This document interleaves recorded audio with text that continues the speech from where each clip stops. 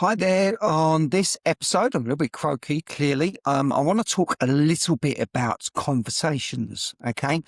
In this case, though, I want to talk about conversations that we have with ourselves. Okay. And this isn't that everybody's got a little jar, a little mini me. I know that'd be a bit odd.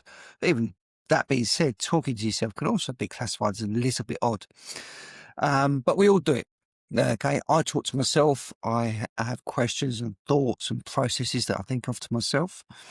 Um, Everybody does. I'm actually quite curious, actually, when you talk to yourself, not if you talk to yourself. I'm actually curious as to whether you hear it in your own accent. Is it in the same gender that you identify as, or whatever? That'd be quite interesting. Um, I don't, I don't know what accent I think or talk to myself in, but I definitely hear myself, and it's definitely in English. It's not in another language. Now, there's a bit of thoughts around that we actually have two consciousnesses. So we have the conscious, which is like me now, very aware of what I'm saying, you'd hope, and what comes out is that consciousness vocalizing itself. But there's also another one which cannot communicate through the body and has to communicate with us there inside of our head. Now, um, whatever truth or not there is to it, it does make us question these other voices that we have in our head and to what effect they serve us. Okay. And this is really something that I wanted to think about. And I don't really have too much structure to this. So um what we do find more often than not that the voice inside of our head self-sabotages. Okay. We con ourselves. We're all con men. Okay. We kid ourselves out of good situations. We convince ourselves we weren't at fault for something. Okay. I know when my thoughts are maybe going to sleep and my thoughts are meandering and wandering wherever they're going, that I can replay a certain situation that may have happened that day, earlier that week, or a long time ago. If I replay something and my response and what I vocalize in that situation is actually slightly different to what actually happened. And it's almost like, oh, I wish I said that. That's a better way of putting it. But we actually start to convince ourselves of this new realization. Our subconscious, our ego is starting to protect ourselves. It's starting to protect and justify. It has a term that there in itself is called cognitive dissonance. Okay, so it's cognitively you put yourself away from that situation. That wasn't me. That was them. Blah blah blah blah blah. Okay, cognitive dissonance is really common when people do not take ownership for their actions. Okay, and listen, I'd classify myself as someone that does take ownership of my actions. Like if I make a mistake, I do really own up to it.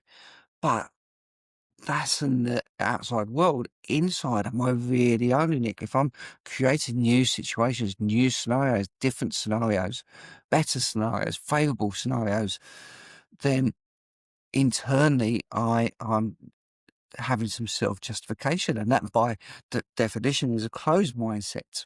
Okay, so I'm lying to myself. How stupid can I be?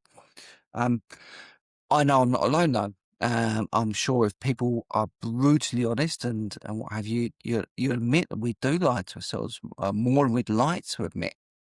But if we could just nip that in the bud, just here and there, like I've been self-aware recently where I've done this and I've nipped it in the bud and I was almost laugh. I had a little open giggle to myself like, Tom, you're doing it again, mate. Stop making this stuff up. Okay. You really ballsed up today. You should have said this. You could have said that. Should have said this. Okay. Um, Own it, you know? And I think there's that little layer of there's owning it in the open market, if it's in your professional, in your personal life or whatever. Brilliant. Okay. There's a lot of people don't do that. But if you do that, thumbs up. But the real important one is you being honest with yourself. The voice that you're talking to yourself, is it the same as the one that's going external? Are you conflicting? Are you justifying? Are you being creative with the justification? Are you self-sabotaging? Are you holding yourself back?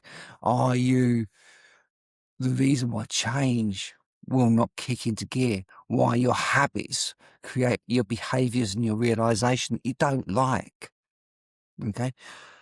Yeah, I think I can go down a bit of a rabbit hole with this one. I actually wish I'd booked something up to have a yarn. Maybe if you listen to this and you want to have a conversation with this and help me take this and put some meat on the bones and put me up, let's have a session on it.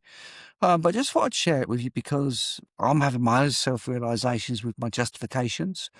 And I know for a fact that I'm a person that does take ownership for things, and I lean into my mistakes and errors and my human nature, if you like, and my limitations.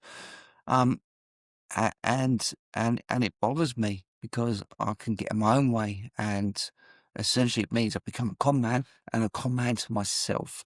Okay, are you a con man, con woman to yourself? Or are you getting in your own way?